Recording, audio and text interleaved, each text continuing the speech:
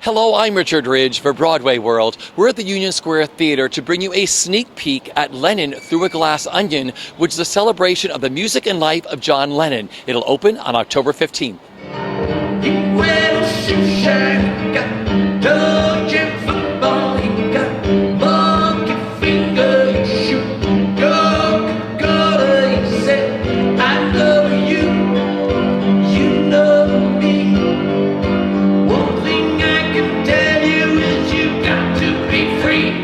Come together right now. The only thing nobody can touch is the music. So if you want John, Paul, George and Ringo, get the records out and put them on. That's what they're there for.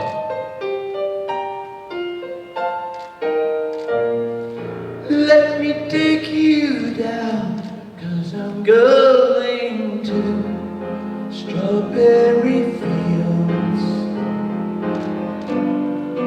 Nothing is real, nothing to get hung about.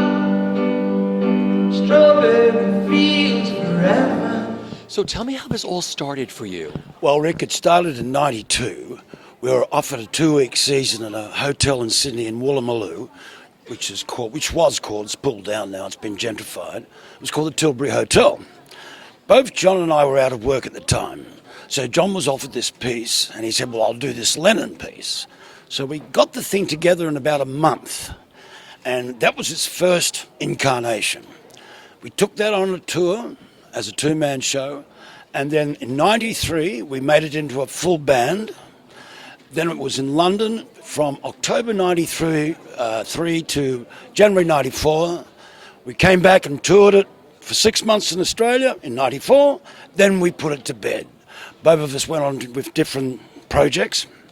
And then in the year 2000, we brought it back again, put it back to bed. In the year 2000, we had a string section with us that time. In fact, we did it with a 9-piece string section, which was the producer of the Beatles, George Martin. That was the component of strings he used to use, was 9 string players. So we used that in the incarnation before this one. So this year on the 3rd of January, we started touring this show on the weekends throughout the whole of Australia. We actually travelled 22,000 kilometres around Australia touring this show before we arrived here in New York. In fact, our last show before we came here was in Adelaide on last Saturday night. Okay, so how do you describe the show?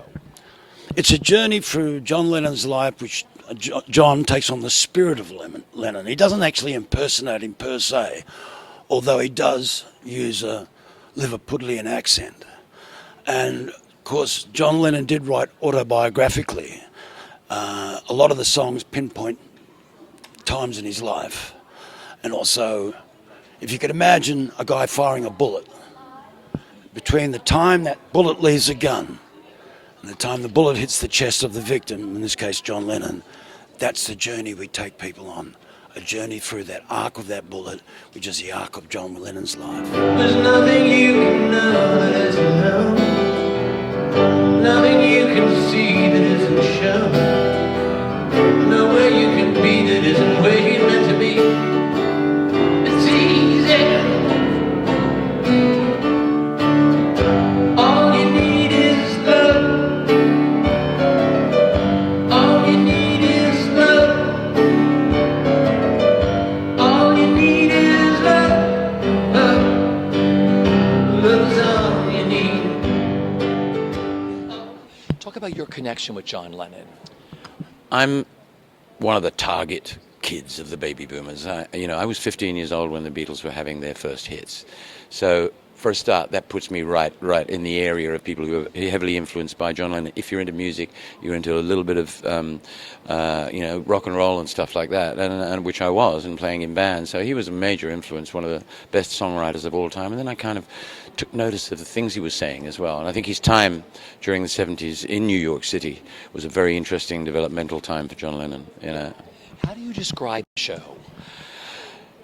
That is one of the hardest jobs I've ever had to do, because I think I did invent something that's hard to categorize, but I am not a John Lennon impersonator. I'm trying to give people a blank canvas on which they can project their own John Lennon. Of course, I'm feeding them everything by doing this whole monologue, but this is me on stage, but I'm channeling is a word that has been used. And I kind of like to address some of the things about Lennon that might have been misunderstandings. So I wrote the monologue myself. They're not all direct quotes from him. I wanted to control it. So, this is not John Lennon. I'm not John Lennon.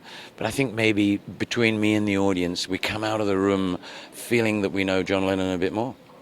What are you looking forward to the most with playing here in New York in this theater? I'm so thrilled to be in this theater. The Union Square Theater is like, I've just been saying, I think somebody designed this for our show all those years ago, just waiting for it to happen, because, this is just not a regular theater, and yet it is theatrical in the extreme sense, and it's got a beautiful sort of faded grandeur about it, which I absolutely love. Our show is, part theater, part rock and roll, and I think this is a perfect fit. You got